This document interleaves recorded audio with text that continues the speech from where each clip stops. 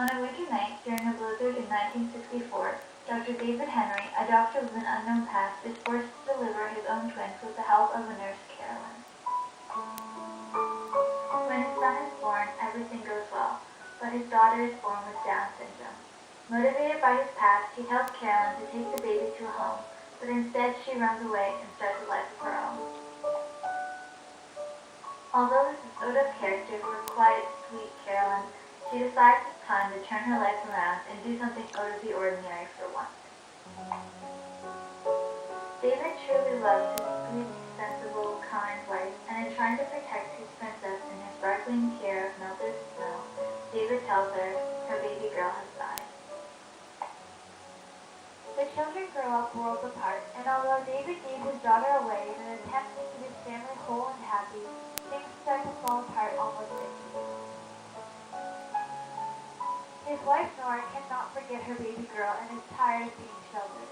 His son Paul wants to know more and becomes closer with his father, while David tries to pretend as though his daughter never existed and to distance himself from everything. In trying to create the picture-perfect family, David tears them apart. Carolyn lives a baby of her own, fighting for her right to an education and a life like anyone else. Although their life appears to be less than ideal, they're honest and happy.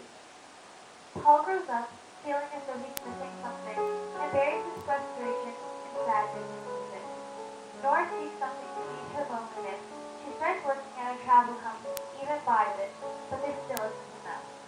Finally, when on vacation meant to bring the family closer together, Nora finds comfort with another man.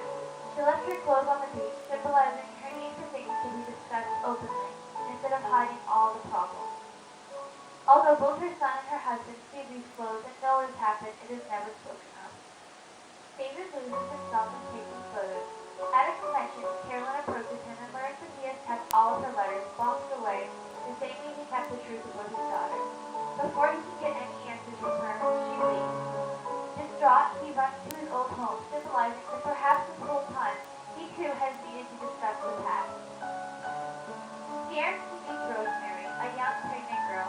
He tells her about all of his troubles, relieved to finally have the opportunity to express himself. Upon arriving at home, David finds his family furious.